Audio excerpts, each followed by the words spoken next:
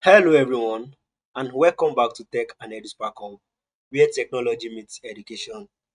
What if I told you your Python programs are still just monologues, talking to the computer but never listening? In today's video, we are about to flip the script. I will show you how to make your programs interactive so they can actually talk to the user and listen back.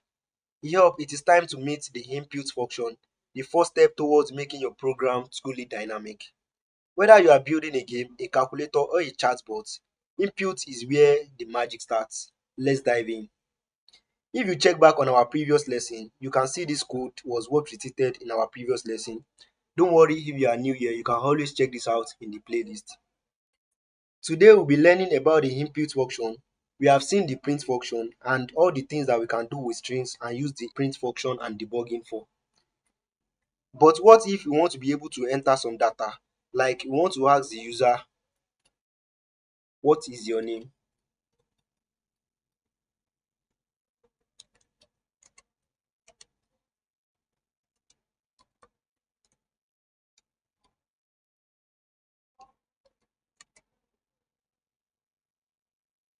And when we run this code, we can see that it has been printed out, but there is no way the user will be able to give our code some data to work with, like the user responding to what we ask. But in order to give the user a chance to provide a data for our code to work with, we have to use the input function instead of the print function. Notice that as I'm typing the input function, the code intelligence has already given me a suggestion because it thinks it knows what I might be wanting, and that is actually right.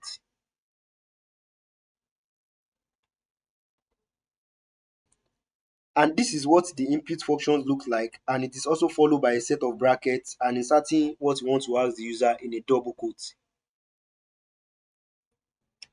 And when we run this code, it will say what is your name, but this time you will notice a couple of difference. First of all, it doesn't bring the final line, which is process finished with exit code 0. Plus, when you look up here, you will see the red button, which is second to the run button. So what does all this means? Well, it means that we are actually in the middle of the process of running our code, and our code hasn't exited yet. And what is this exactly waiting for? Well, it is waiting for us to click in this output area and enter an input or our name or a data that we want it to process. Therefore, let me go ahead and enter my name.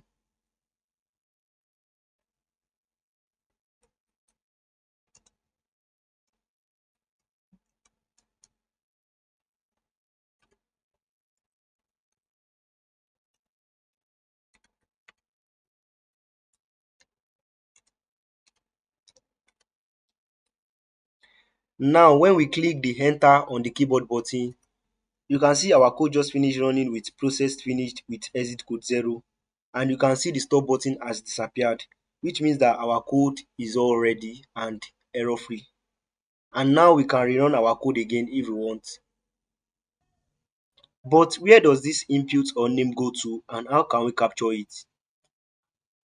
The input functions looks very familiar with the print function, but instead of the word print, it just have the word input.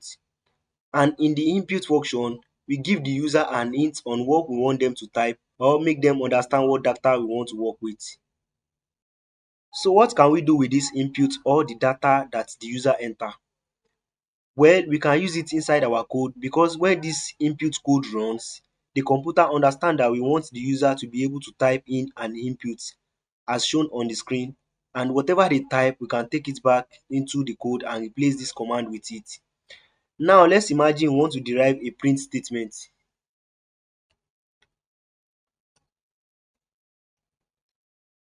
and we want it to write hello plus my name.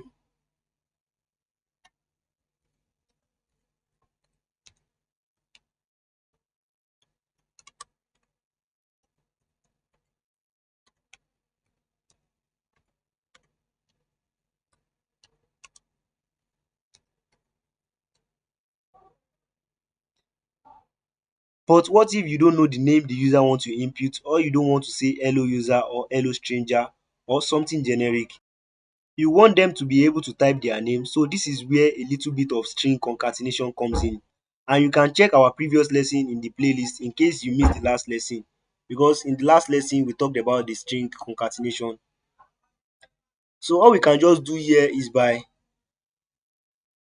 writing hello in a string, by copying this input function we had earlier and putting it in the print statement by combining it with the addition of the plus button. This is known as string concatenation. We did this in our previous lesson and you can check it out later in this playlist. Now this can be a little bit confusing, but just concentrate, because if we look at this code, we can see a double bracket or double parenthesis at the end of this code. And this is because the input function is taking one of the two brackets. So you can see the input function, it has its own bracket. Likewise, the print function. So we are saying that we want you to print everything that is in this statement. So that's why we are using the addition of the two brackets. But here now we have to add a space at the end of this first string. So it will add a space when printing our code. So it won't combine both together. Now that we have done this, we have to erase this first code, because if we go ahead and run this code as it is like this, you can see that it asks us what is my name.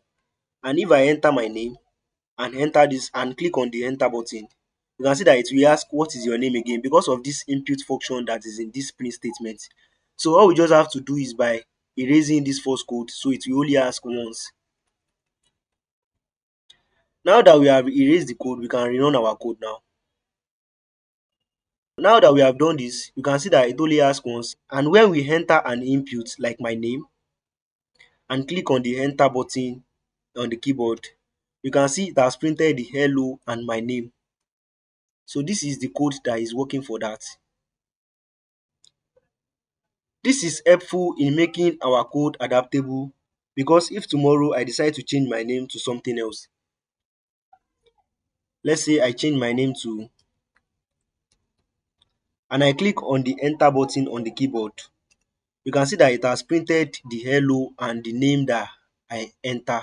So with this, our code can be adapted to any input the user made.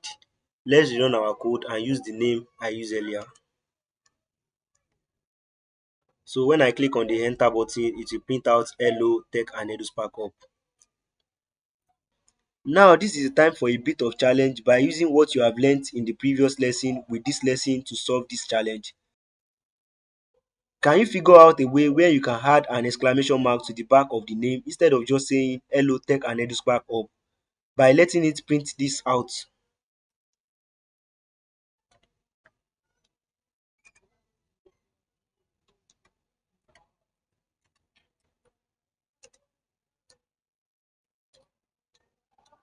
With the exclamation mark at the back of the name. And of course, you have to do this using a string, and certainly string concatenation. So pause this video now and give it a try if you can figure it out and get it solved.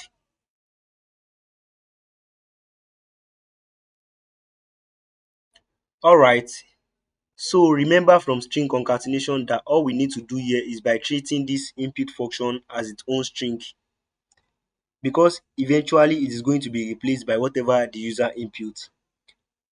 And all we need to do here now is by adding another string with the help of the plus button and putting the exclamation in the other string. So now you can see that we have put the exclamation mark in the other string, and with the plus button, this has concatenate the exclamation mark with the strings.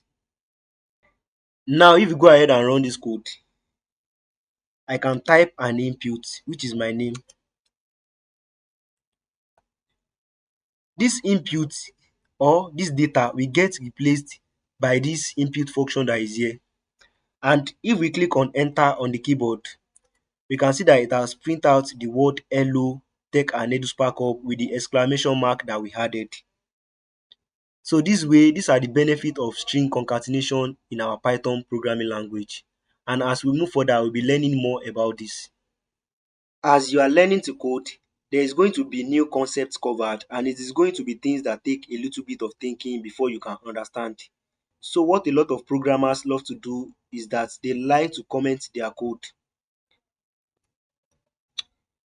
In Python, if you want a line of text and you don't want the computer to treat it as a code, all you have to do is by adding a hashtag or a pound sign in front of your text, and this turns it into a comment. Take for example, you want to document what this code is working for. You can just write an hashtag and write it like this code.